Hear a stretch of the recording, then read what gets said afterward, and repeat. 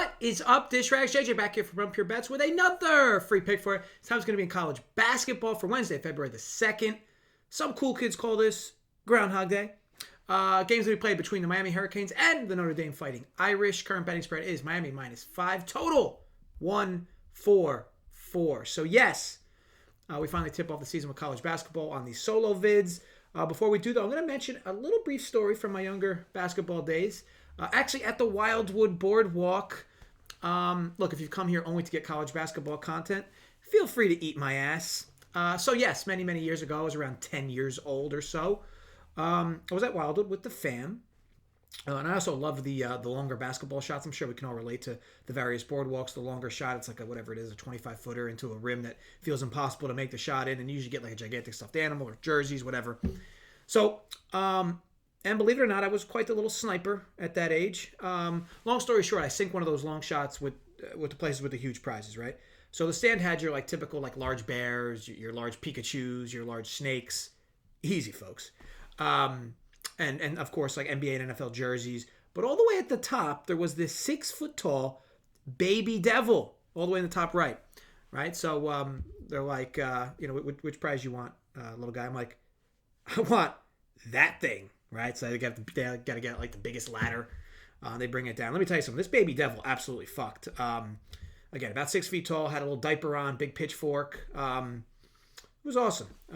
As I was walking up and down the boardwalk with this thing over my neck, I was getting countless offers from stands. Like, hey, people were offering cash. I remember I got offered an A-Rod plaque with cash. Some stands were actually offering 2 of the big animal prizes for it. I turned them all down though because this puppy was definitely coming back home with me. Now, where I was short-sighted, though, was I had forgotten, actually, how religious my mother is. So I bring this thing home, and I'm like, Mom, look what I won in Wildwood. I mean, this thing's awesome. I was getting offers from different stands on it. It was the only thing like it in the entire boardwalk.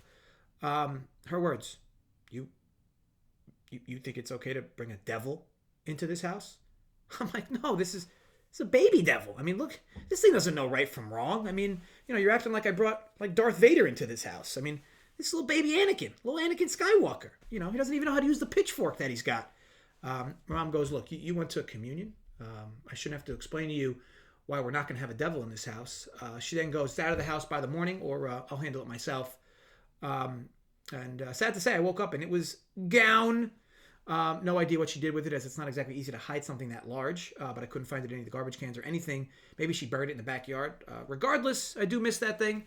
So what's the moral of the story? I don't know. If you win a prize that looks egregious on a boardwalk, just sell it. If people are offering you money for it, just get rid of it. That was a lost transaction for me. Okay, let's slide into the player. So the total, actually I have this a few points off at 144. I lined this near 148 actually. So yes, this means the play is over. 144. Got this -110 DK in New Jersey. DraftKings, as the cool kids call it, or them.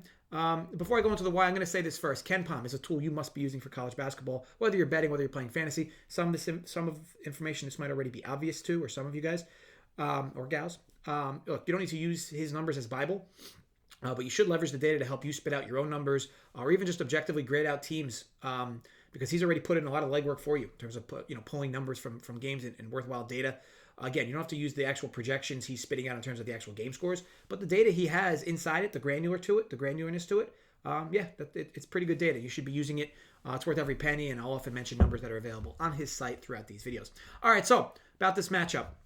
It's all about the added pace Miami's going to give Notre Dame, and there are some matchup keys here as well. This is just at a surface level.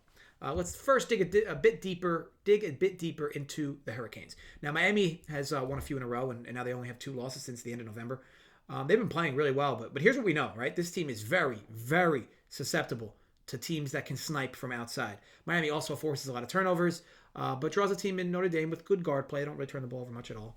Notre Dame shoots threes as soon as they get off the bus, and those threes account for nearly 40% of their offensive production. The Fighting Irish run great sets. They get tremendous looks. This has really always been the case under Mike Bray. Contrary to this, though, Miami is one of the worst teams in D1 at conceding good looks from outside and giving up free assists inside. Now, we know this is a good spot, or a good bounce-back spot for this Notre Dame offense, right? After whatever you want to call that performance against Duke. But, what about Miami's offense, right? So for starters, Notre Dame's biggest liabilities are on the defensive side of the ball. Yes, they held Duke to 57 points last time out. That's no easy feat. But if you watched that game, you would have known it was far more Duke tripping over themselves, missing countless great looks. As mentioned before, Miami will speed this Notre Dame team up. And this Hurricane offense, how do we describe it? It fucks. Great from inside, great from outside the arc, great from the charity stripe. They don't turn the ball over. They draw a ton of fouls. Relatively balanced offense that is extremely effective. And Notre Dame does aim to slow things down. But on the road, this is often harder, adding the fact that Miami will concede countless good looks. This should result in Notre Dame getting up shots earlier than they're used to in the shot clock. There's a few angles here in relation to pace, matchup, and overall efficiency to both offenses and how they match up against each other's defenses. Collectively, this opener is a bit light. Overall, really like this spot at current number 144. Hard to see where this number goes from here, but I did hit it at 144 myself. And look, let's aim to get this first play home. So yes, Miami, Notre Dame over 144. That's minus 110. DK in New Jersey. May the odds be ever in our favor. I want to thank you all for watching. If you enjoyed, thumbs up. Create some fake accounts more.